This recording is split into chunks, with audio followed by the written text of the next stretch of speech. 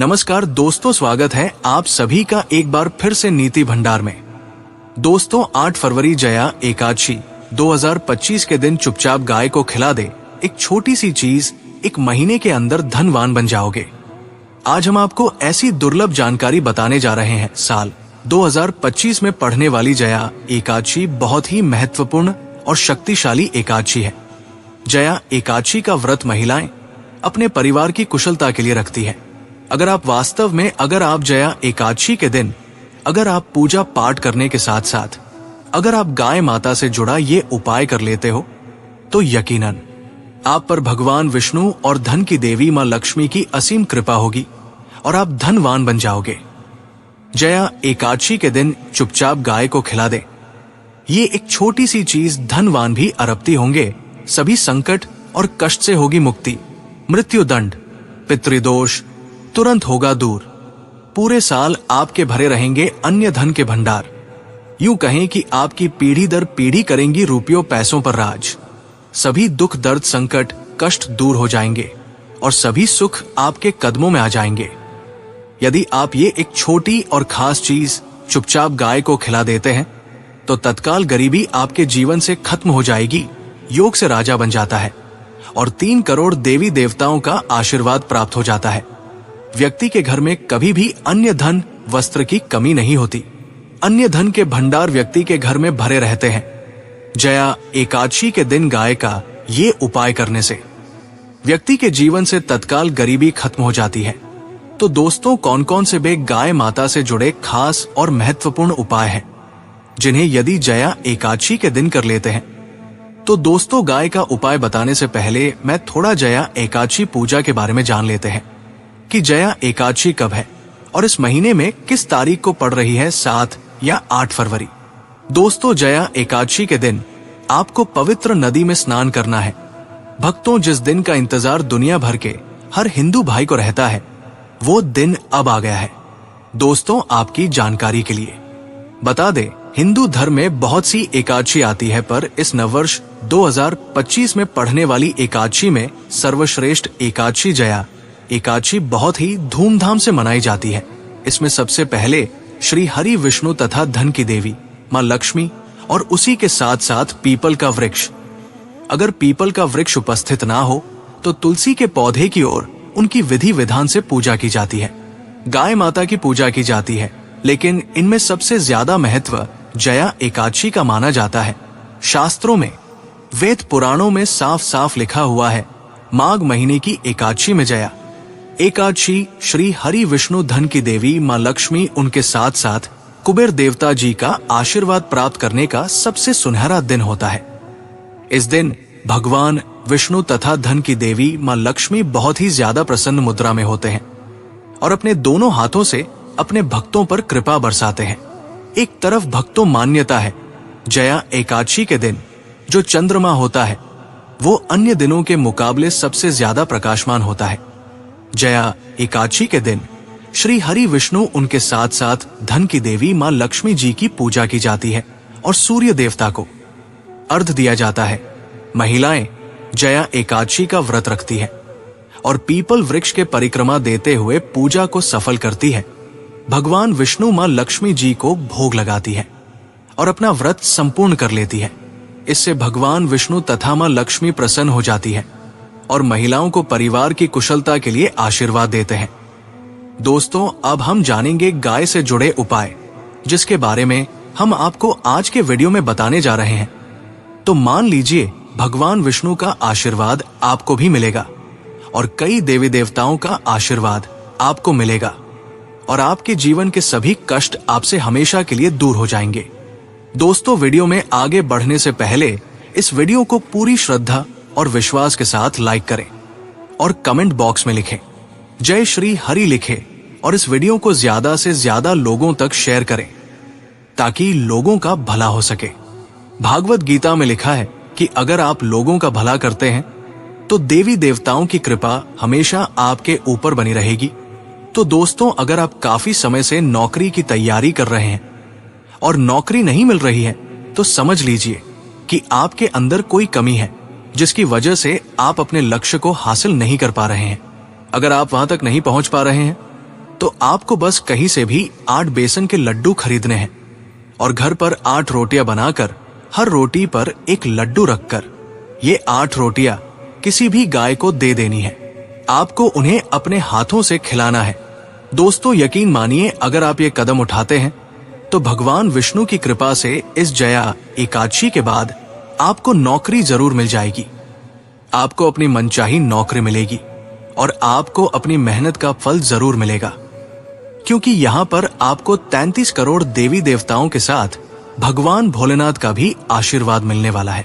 साथ ही दोस्तों, अगर आप काफी समय से कर्ज में हैं, आपने अपने बिजनेस के लिए कोई ऐसा लोन लिया था जिसे आप पहले चुका रहे थे, लेकिन अब आप उस कर्ज के बोझ तले दबे जा रहे हैं, तो आपको बस इतना करना है कि इस जया एकादशी के दिन घर में 8 रोटियां बनवा लें, क्योंकि 8 का अंक भगवान विष्णु को बहुत प्रिय है। और हर रोटी पर थोड़ी सी चीनी डालकर किसी भी समय गाय को खिला दे। आपको बस गाय को अपने हाथों से खाना खिलाना है। अगर आप जया एकादशी के दिन ये उपाय करते हैं तो यकीन मानिए दोस्तों, इस साल आपका कर्ज पूरी तरह से खत्म हो जाएगा और आने वाला समय आपके लिए बहुत ही लाभदायक रहेगा। आप बहुत ही भाग्यशाली रहेंगे।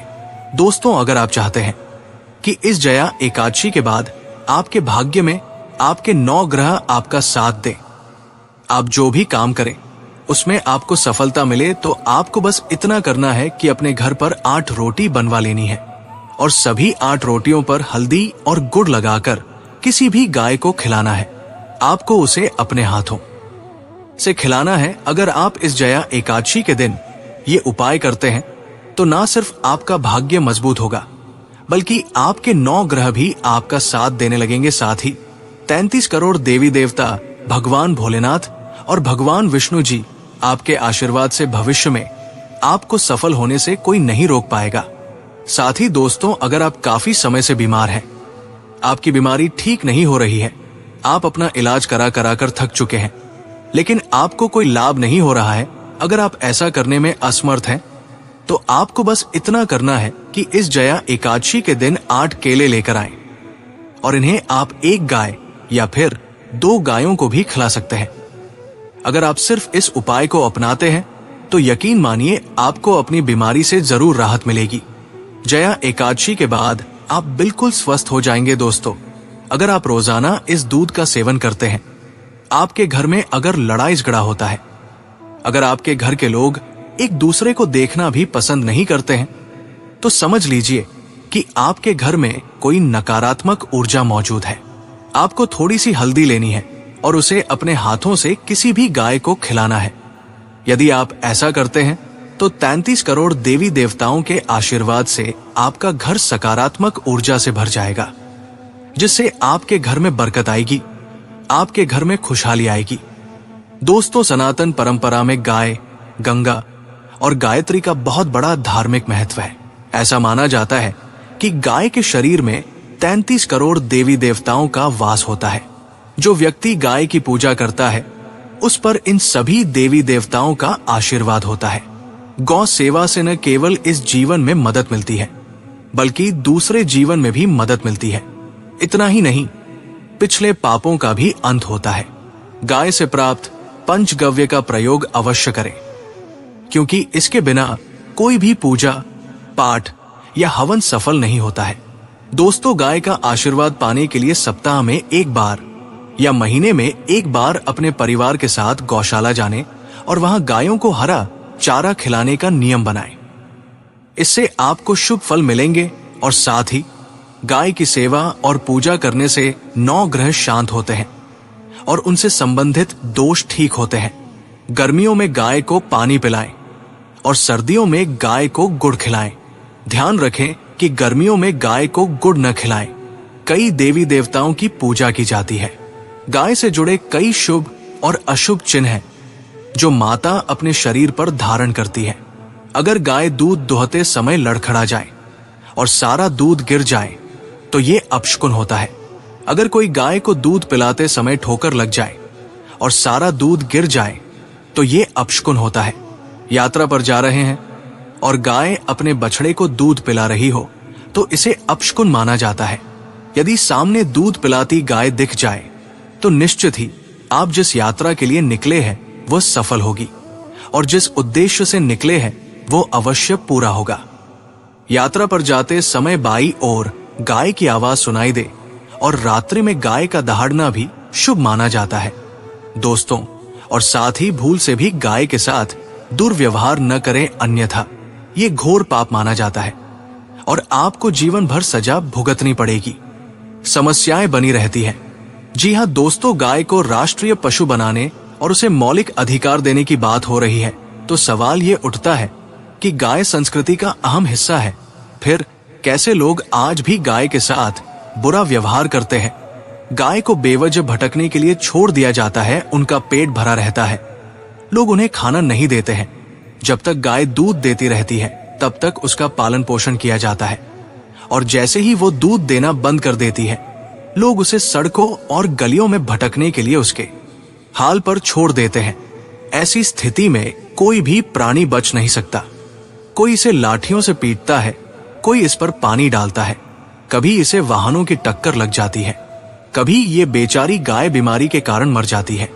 ऐसी स्थिति में ये जानना जरूरी है कि शास्त्रों में क्या कहा गया है, गाय के साथ कैसा व्यवहार करना चाहिए। दोस्तों, गाय को कभी भी मारना या पीटना नहीं चाहिए।